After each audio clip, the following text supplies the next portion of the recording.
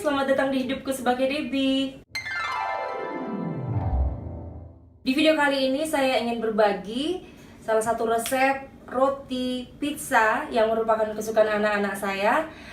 Jadi saya akan bikin kali ini roti pizza yang tidak perlu diuleni. Jadi teman-teman di luar sana yang merasa tidak punya waktu untuk mengulen bisa menggunakan resep ini untuk bikin pizza breadnya. Langsung aja, sebelum itu ini dia resepnya.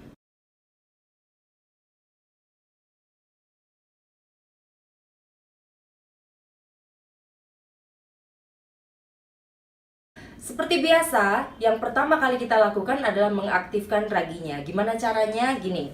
Jadi ini ada satu cup susu hangat yang saya sudah hangatkan tadi. Ada sedikit tercampur dengan butter yang saya udah lelehkan.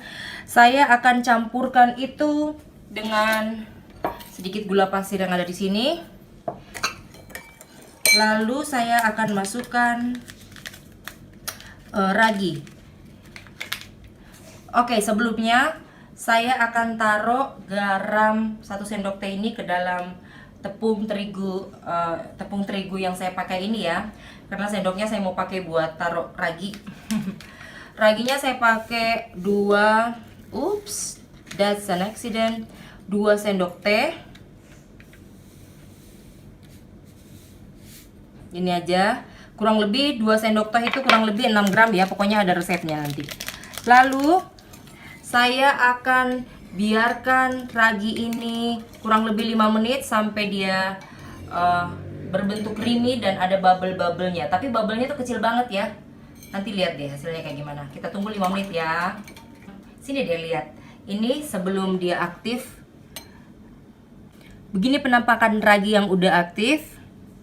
Nah, jadi di sini tadi tepung kita udah ada garamnya. Kita campur rata garamnya, terdistribusi ke seluruh bagian tepung. Lalu di sini saya ada 1 butir telur yang saya akan pecahkan. Saya masukkan ke dalam ragi yang sudah aktif tadi. Saya masukkan juga semua gula pasir dan saya campur dengan mentega yang sudah dicairkan, ya, mentega yang sudah dilelehkan. Oke, kita masukin aja ke sini sambil diaduk karena tadi ingat ada gula pasir yang butirannya besar-besar. Kalau bikin bread yang tidak diuleni, yang perlu kita lakukan hanyalah memastikan semua tepung menjadi lembab atau terkena dengan cairan. Karena kita kan nggak akan ngulenin ya.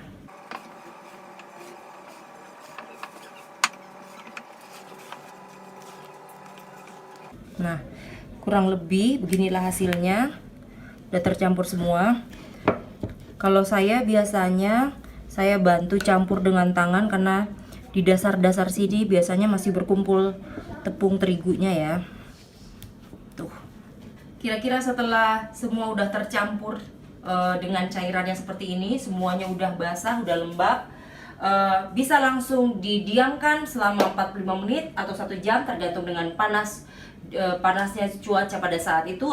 Saya suka menuangkan sedikit minyak atau margarin cair, butter cair di atasnya untuk menghindari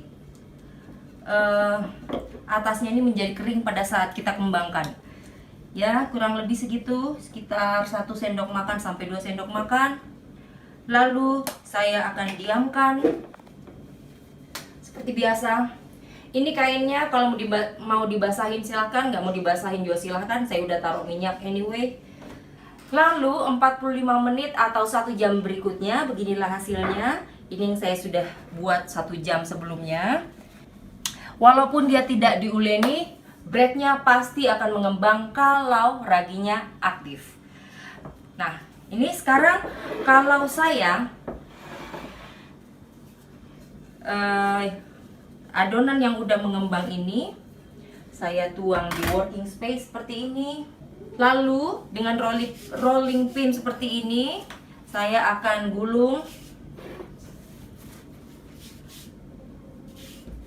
Dengan teknik ini nanti kita dapat tekstur roti yang lembut tanpa menggunakan bahan tambahan makanan yang aneh-aneh.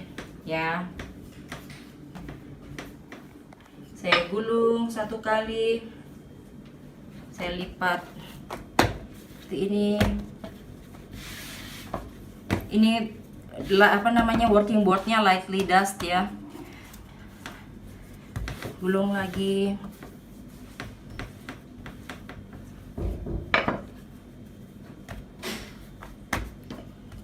Lagi. Kira-kira sampai 5 kali ya. 5 atau 7 kali. Walaupun kita tidak menguleni, proses ini saya anggap perlu karena kalau kita bikin roti tanpa ulen, teksturnya kan dia crumbly, apa namanya, bukan crumbly, berbutir-butir ya, tepungnya nggak bersatu. Teknik ini membuat adonan itu bersatu kembali. Nanti permukaannya jadi halus. Nah, lihat nih, kalau yang tanpa ulen, dia permukaannya kan gini ya. Karena ada yang karena lembabnya adonan tuh nggak merata kalau nggak sama kalau diulenin. Tapi bisa berhasil juga kok. Yang penting kita rolling pin gini sekitar 7 kali. Lalu kalau saya, adonan ini saya akan diamkan kurang lebih 10 menit. Saya istirahatkan adonannya 10 menit di sini. Tutup aja seperti ini. Setelah saya diamkan kurang lebih 10 menit, begini hasilnya. Lalu saya akan bagi menjadi 15 sampai 16 bagian. Terserah ya mau segede apa. Saya biasanya baginya 55 sampai 56 gram satu bulatan. Lalu saya akan bulat-bulatkan seperti ini. Dengan ini apa ya namanya? Dengan telapak tangan dibulat-bulatkan sampai permukaannya halus seperti ini. Nih. Halus seperti ini. Lalu kita diamkan di sini menunggu teman-temannya selesai. Ketika saya sudah selesai menimbang, jadinya 16 buah. Lalu saya akan ambil loyang seperti ini, saya taruh di sini. Ini loyang ukuran 70 kali 40. 60 kali 40 ya. Lalu bulatan ini saya akan pipihkan seperti kita pipihkan kalau pengen bikin pizza ya. Sepipih yang kita mau. Atau sebesar yang kita mau. Nah, saya biasanya pipihkan seperti ini. Sebesar ini. Lalu saya taruh di loyang gini. Lalu saya akan lanjutkan sampai semuanya habis. Untuk mempermudah pekerjaan ini, sebaiknya yang sudah dibulat-bulatin ini didiamkan lagi, diistirahatkan lagi 10 menit. Jadi kira-kira beginilah bentuknya setelah kita pipihkan. Kita akan diamkan sebentar, kurang lebih 30 menit. Sambil itu kita akan menyiapkan toppingnya.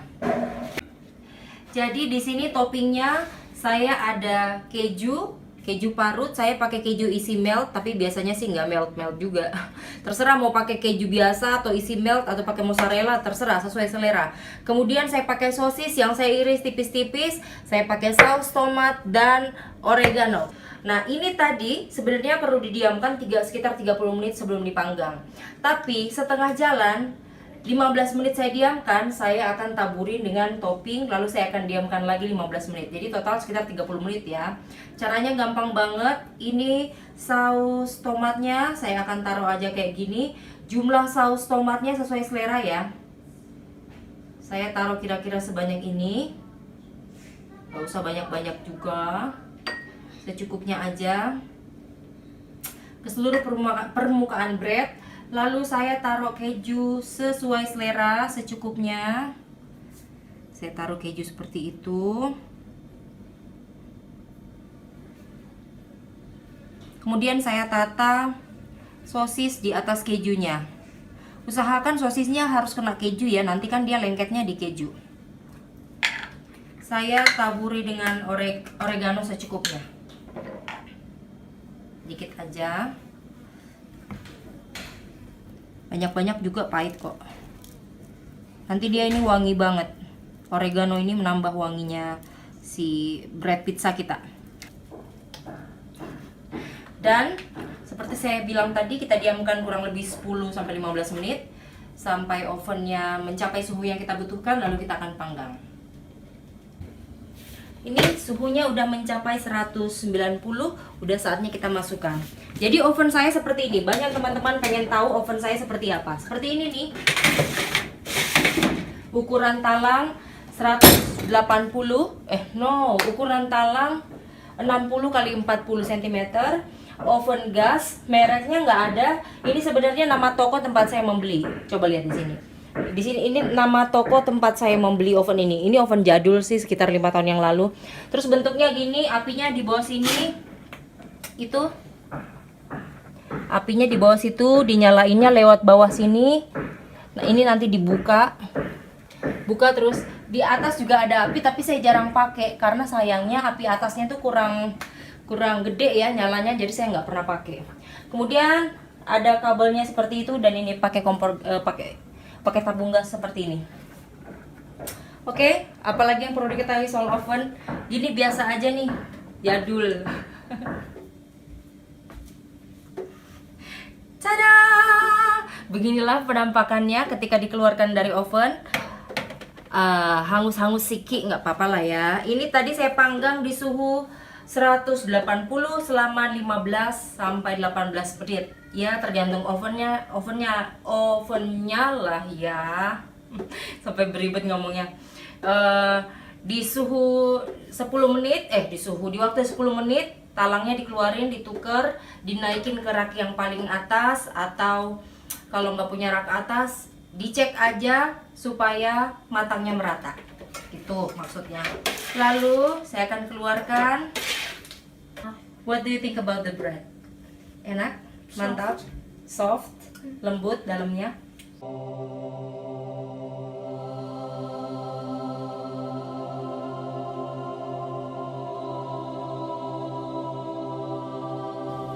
Ini padahal nggak diuleni loh.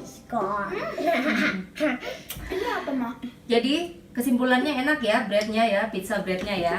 Demikianlah teman-teman apa yang bisa saya bagi pada siang hari ini. Roti pizza tanpa diuleni, berhasil juga. Kalau teman-teman suka dengan video saya, jangan lupa like, subscribe, dan komen di channel saya.